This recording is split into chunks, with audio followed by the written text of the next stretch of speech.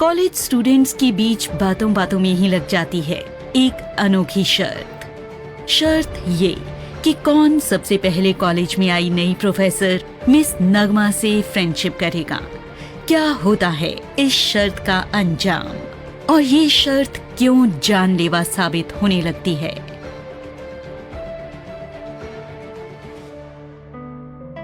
अरे विराज, यार सुनो तो। रितेश विराज के पीछे पीछे उसे आवाज देता कॉलेज की सीढ़ियों पर चढ़ते हुए अपनी क्लास की ओर जा रहा था। विराज ने रुककर पीछे पलटकर पूछा, अरे क्या हुआ यार, क्यों आसमान सिर पे उठा रखा है। रितेश उसके पास आकर उसके कंधे पर हाथ मारते हुए बोला, अरे यार बात ही कुछ ऐसी है कि तू सुनेगा तो उछल पड़ेगा। विराज ने अपने गॉगल्स उतारे और उसकी ओर उत्सुकता से देखने लगा। क्या हुआ, बता तो सही यार। रितेश खुश होकर बताने लगा, अरे यार वो खड़ूस प्रोफेसर है ना। विराज बोला, वो कौन, भल्ला? हाँ ना यार, वही भल्ला, अपने मैथ का प्रोफेसर। वो जा रहा है अब ये कॉलेज छोड़कर लंदन। क्या, सच? यार ये तो सच में ही खुशी की बात है, वाह। विराज बोला। उसकी आंखें खुशी से चमकने लगी। रितेश ने उसका हाथ पकड़ते हुए कहा, अब चल क्लास छोड़, कैंटीन में चल, वहां सब फ्रेंड्स सेलिब्रेट करने के लिए तेरा इंतजार कर रहे हैं। विराज ने बड़ी अदा से आंखें झपकाकर कहा, ओह व्हाई नॉट, चलो फिर देर किस बात की। और वो दोनों कैंटीन की ओर चल पड़े। कैंटीन में नितिन, रॉनी, विक्की और अदिति, अनी, रितु, सोनल, नैना और मानसी सब विराज और रितेश की ही राह देख रहे थे। ये सब कॉलेज के फर्स्ट ईयर में फ्रेंड्स बने थे और सेकेंड ईयर आते आते सबकी फ्रेंडशिप एकदम पक्की हो गई थी। विराज और रितेश को देखते ही सब जोर से टेबल बजाकर उनका वेलकम करने लगे। विराज ने टेबल पर बैठते ही अनाउंस किया, फ्रेंड्स आज की पार्टी मेरी तरफ से। ये सुनते ही सब जोर से चिल्लाने लगे और चीयर अप करने लगे। तभी सबको चुप रहने का इशारा करते हुए रितु बोली, यार मेरे पास जो खबर है उसे सुनकर तुम सब बॉयज खुशी से पागल ही हो जाओगे। मानसी ने पूछा, क्यों यार, क्या खबर है ऐसी, कोई हीरोइन आ रही है क्या हमारे कॉलेज में? रितु ने बड़े स्टाइल से बालों पर हाथ फेरते हुए कहा, हीरोइन तो नहीं, पर ब्यूटी क्वीन जरूर आ रही है। नितिन ने पूछा, जल्दी बताना कौन सी ब्यूटी क्वीन आ रही है, प्लीज बताना यार। रितु बोली, अरे चिल, हमारी मैथ की नई प्रोफेसर बन के आ रही हैं, मिस नगमा। पहले वो जिस कॉलेज में पढ़ती थी वहां तो उनकी खूबसूरती के इतने किस्से थे कि एक नॉवेल ही बन जाए। मेरी कजिन उसी कॉलेज में थी। ये सब सुनते ही रॉनी और विक्की बोल पड़े, अरे वाह, तब तो ये डबल खुशी का मौका है। हमारे खड़ूस सर गए और ब्यूटी क्वीन आई, सुपर्ब, अब तो रोज कॉलेज आना पड़ेगा। नैना ने हंसते हुए अनी से कहा, अब तो हमें अपने मेकअप पर खास ध्यान देना होगा, नहीं तो। अनी बोली, नहीं तो क्या, अरे हम सब फ्रेंड्स हैं, बेस्ट फ्रेंड्स, कोई कितनी भी ब्यूटी क्वीन आ जाए हम पर कोई असर नहीं होगा, क्यों दोस्तों, ठीक है ना? सब ने एक सुर में करेक्ट कहा और फिर हाथ मिलाकर अपने अपने घर रवाना हो गए। रात में डिनर के बाद जैसे ही रितेश अपने रूम में गया कि उसके मोबाइल की रिंग बजने लगी। ओह, विराज का कॉल। कहते हुए रितेश ने हेलो बोला।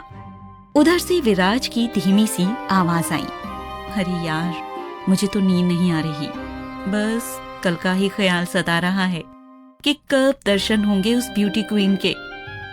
रितेश ने हंसते हुए कहा, अरे तू भी ना यार बस। तभी उसे नितिन का मिस्ड कॉल दिखा। वो विराज से कहने लगा, यार नितिन भी कॉल कर रहा है। विराज ने ये सुनते ही कहा, अरे सबके सब बेचैन हो रहे हैं लगता है सुबह के लिए। रितेश बोला, सुबह तो हो ही जाएगी, पर अभी तो सो जाओ यार। फिर उसने मोबाइल ही ऑफ कर दिया और सो गया। रितेश उठो जल्दी, आज कॉलेज नहीं जाना क्या? मम्मी की आवाज सुनते ही रितेश एकदम गहरी नींद से जाग गया। आंखें मलते हुए मोबाइल ऑन किया तो सभी दोस्तों के ढेरों मिस्ड कॉल थे। उफ, रितेश बोला, ये सब ना मुझे पागल ही करके मानेंगे। फिर जल्दी जल्दी तैयार होकर बाइक उठाई और विराज के घर की ओर चल पड़ा। विराज उसका वेट करते हुए बाहर ही घूम रहा था। क्या यार, इतना लेट? चल जल्दी चल, अब कॉलेज, कहते हुए विराज बाइक के पीछे बैठ गया। 10 मिनट में उनकी बाइक कॉलेज पहुंच गई। विराज बाइक से उतरकर बोला, जा तू इसे स्टैंड पर रख, मैं बाकी फ्रेंड्स को देखता हूं। रितेश स्टैंड की ओर चल दिया और विराज अपने दोस्तों को खोजने लगा। तभी पीछे से विकी ने आकर उसकी पीठ पर जोर से एक हाथ मारा। क्या बात है, आज तो एकदम हीरो बनकर आया है, विराज ने थोड़ा गुस्सा दिखाते हुए कहा। क्या यार, इतने जोर से मारता है भला कोई?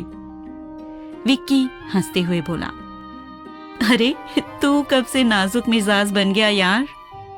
और तभी बाकी के सब फ्रेंड्स भी आते दिखे। नैना, सोनल और मानसी तो ऐसे सज धज कर आए थे मानो कोई ब्यूटी कंपटीशन हो।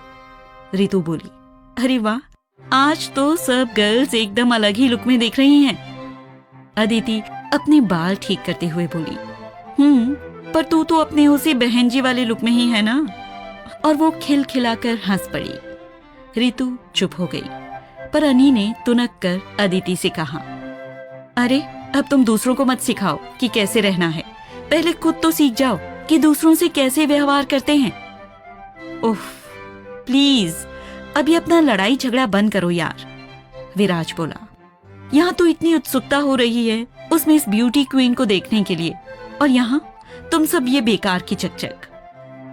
तभी गेट से एक ब्लैक होंडा सिटी कार अंदर आती दिखी।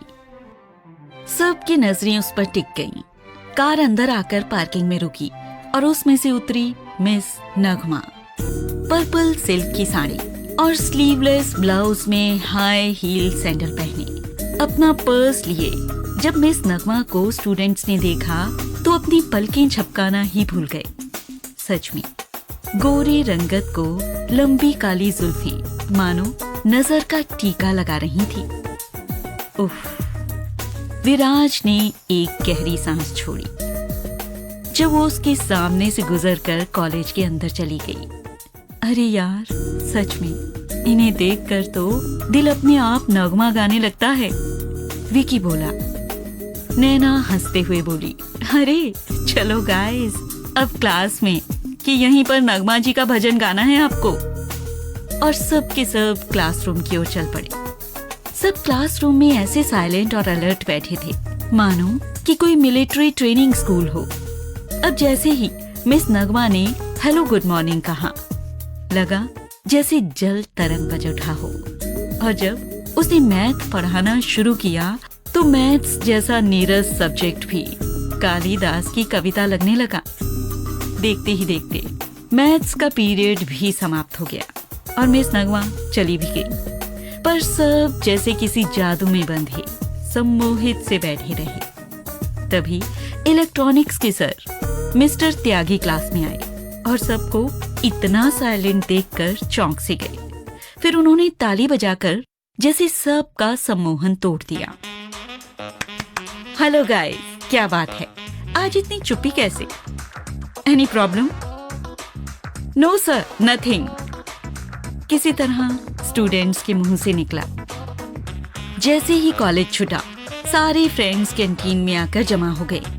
सोनल और रितु बोली, यार अब छुट्टी के बाद क्यों कैंटीन में आ गए, घर जाने में लेट हो रहा है। रितेश ने बैठते हुए कहा, देखो बस चाय पीकर निकलते हैं, 2 मिनट तो बैठो प्लीज। सब बैठ गए तो रोनी ने कहा, कल सैटरडे है, हमारा हाफ डे, तो कल कॉलेज छूटने के बाद हम सब अपने पुराने ठिकाने पर चलेंगे। नितिन बोला, ओह तो ठीक है, फिर कल हम सब कॉलेज के बाद कैफे G9 में मिलेंगे। सबने ओके कहा और सब चल दिए अपने घर की ओर।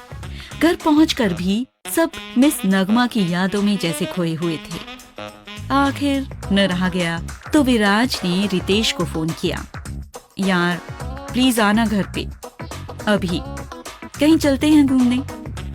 रितेश बोला, दरवाजे से बाहर तो आ, मैं तेरे ही घर के बाहर खड़ा हूँ।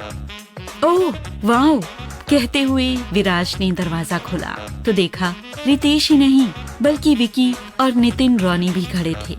अरे तुम सब के सब, क्या बात है, आओ आओ, आज तो मैं घर पे अकेला ही हूँ। So friends, let's enjoy, come on. सब हॉल में आराम से कोल्ड ड्रिंक्स थाम कर बैठ गए। रितेश बोला, कुछ भी हो, मिस नगमा सचमुच ही ब्यूटी क्वीन है। सबने एक साथ यस कहा और बोले, इसमें तो कोई शक ही नहीं है। अचानक विराज पलटा और बोला, फ्रेंड्स, मेरे माइंड में अभी एक बात आई है, माइंड ब्लोइंग बात। रितेश ने कोल्ड ड्रिंक रखते हुए पूछा, बता तो सही, क्या बात है, पहले तब डिसाइड करेंगे कि वो माइंड ब्लोइंग है कि नहीं। विराज बोला, देखो अभी नेक्स्ट मंथ फ्रेंडशिप डे है, तो हम सब एक शर्त लगाते हैं कि मिस नगमा जिसकी फ्रेंडशिप कबूल करेंगी उसे हम सब अपना लीडर बना लेंगे हमेशा के लिए। विकी ने कान पकड़ते हुए कहा, बाप रे बाप, इतनी डेंजरस शर्त। नितिन बोला, डेंजरस क्या, बहुत इंटरेस्टिंग है ये तो। मैं तो रेडी हूँ, तुम लोग क्या बोलते हो? ठीक है, अब आइडिया तो जबरदस्त है। ओके, वी आर रेडी, सबने कहा। यस, सबने जोर से कहा। अब देखते हैं शर्त कौन जीतता है। विराज बोला, तो आगे क्या होगा, कौन जीतेगा शर्त, क्या होगा अंजाम, ये सब नेक्स्ट पार्ट में।